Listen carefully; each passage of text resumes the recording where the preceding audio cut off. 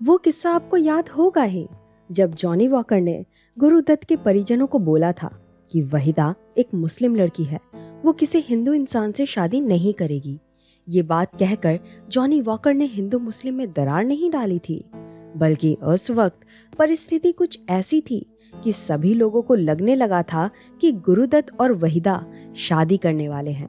इस अफवाह को गलत साबित करने के लिए जॉनी वॉकर ने वो बात कही थी।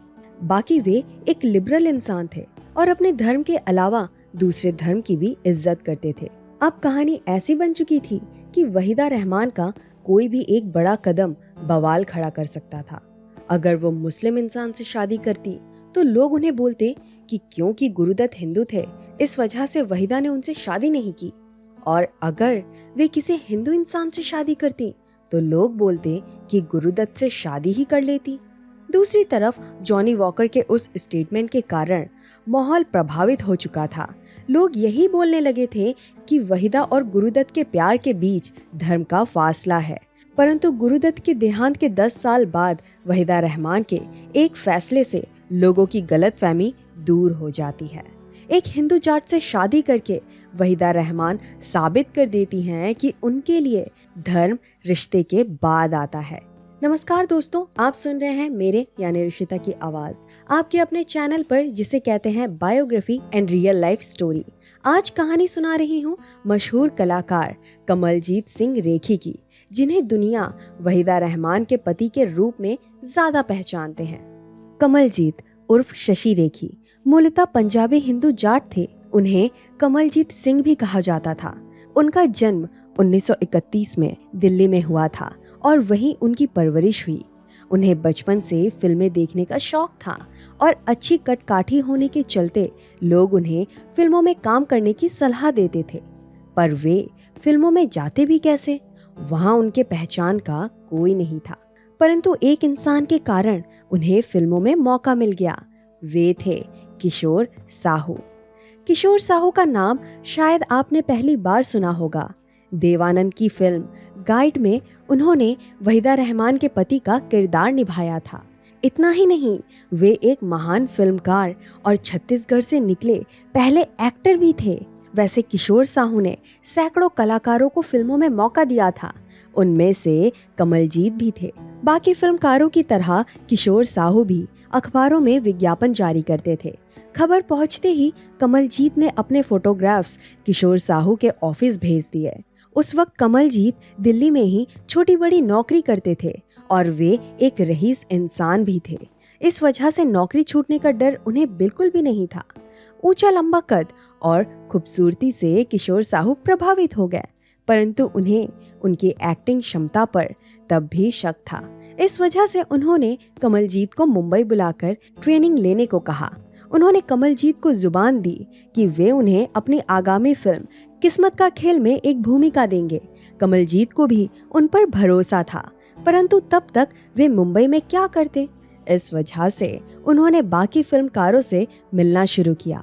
गुजरता समय देखकर कमलजीत हार मानने को तैयार भी नहीं थे और अंततः N.A. अंसारी ने उन्हें मिस्टर लंबू फिल्म में कास्ट कर लिया। A.N. अंसारी एक दूरदृष्टि फिल्मकार रहे थे। इस वजह से उस जमाने में उन्हें वो कामयाबी हासिल नहीं हो पाई जिसके वो हकदार थे। तो इस तरीके से 1956 में कमलजीत की 2 फिल्म रिलीज हुई, किस्मत का खेल और मिस्टर लंबू। इन 2 फिल्मों ने बॉक्स ऑफिस पर ज्यादा सफलता देखी नहीं, परंतु फिल्म के कलाकारों को बड़ा फायदा हुआ। किस्मत का खेल में खुद सुनील दत्त और वैजंती माला मुख्य किरदार में थे और कमलजीत के सह कलाकार के रूप में बेगम पारा भी थी। इस फिल्म में उन दोनों का एक रोमांटिक सीन भी है। कमलजीत हीरो बनने मुंबई आए थे, परंतु फिल्मकारों ने उन्हें कभी हीरो मटेरियल समझा ही नहीं। शगुन फिल्म 1964 में रिलीज हुई थी। उसी फिल्म के कारण कमलजीत और वहीदा के बीच प्यार का फूल खिलने लगा था। उससे पहले वे एक दूसरे को पहचानते भी नहीं थे। कमलजीत के एक्टिंग करियर पर ध्यान दिया जाए तो पता चलेगा कि वे हमेशा से साइड एक्टर के रूप में दिखते रहे। शगुन फिल्म पूरी तरह से वहीदा रहमान की ओर झुक गई थी। उसमें निवेदिता नामक एक खूबसूरत फिल्म थी। बतौर साइड एक्टर उन्होंने मिस्टर इंडिया और सन ऑफ इंडिया जैसी बिग बजट फिल्मों में काम किया था। दुर्भाग्य से वे दोनों फिल्में भी फ्लॉप साबित हुईं। तो अंततः यही कहना सही होगा कि कमलजीत ने अपने करियर में सिर्फ 13 फिल्मों में काम किया, जिसमें शगुन और कव्वाली की रात को छोड़कर सभी फ्लॉप या एवरेज हिट फिल्में थी। जब शगुन फिल्म का फिल्मांकन हो रहा था तब वहीदा और कमलजीत नजदीक आए। करीब करीब 10 साल डेटिंग करने के बाद उन दोनों ने शादी कर ली। फिल्म से संन्यास लेने के बाद कमलजीत दूसरे कारोबार में जुट गए और दोबारा फिल्मों की तरफ देखा तक नहीं। परंतु उन्होंने अपनी बीवी को फिल्मों में काम करने से कभी रोका नहीं। यहाँ तक उनके दोनों बच्चे सोहेल और काशवी भी फिल्मी लाइन से जुड़ गए। कमलजीत फिल्मों में कामयाब तो नहीं हो पाए, परंतु वे एक अच्छे पिता और पति थे।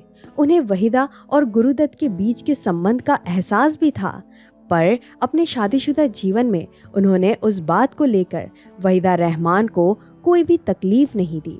हमारे हिसाब से आपको बहुत सारे सुपरस्टार कलाकार मिल जाएंगे जो स्क्रीन पर भले इंसान का किरदार निभाते हैं, परंतु असली जीवन में उनका चेहरा कुछ और होता है। कमलजीत और वहीदा मुंबई में ही रहते थे, परंतु 21 नवंबर 2000 को कमलजीत के निधन के बाद वहीदा बेंगलोर चली गईं। आपको मेरी सुनाई हुई कहानी कैसी लगी ये कमेंट बॉक्स में ज़रूर बताना और चैनल को सब्सक्राइब करना ना भूलिए।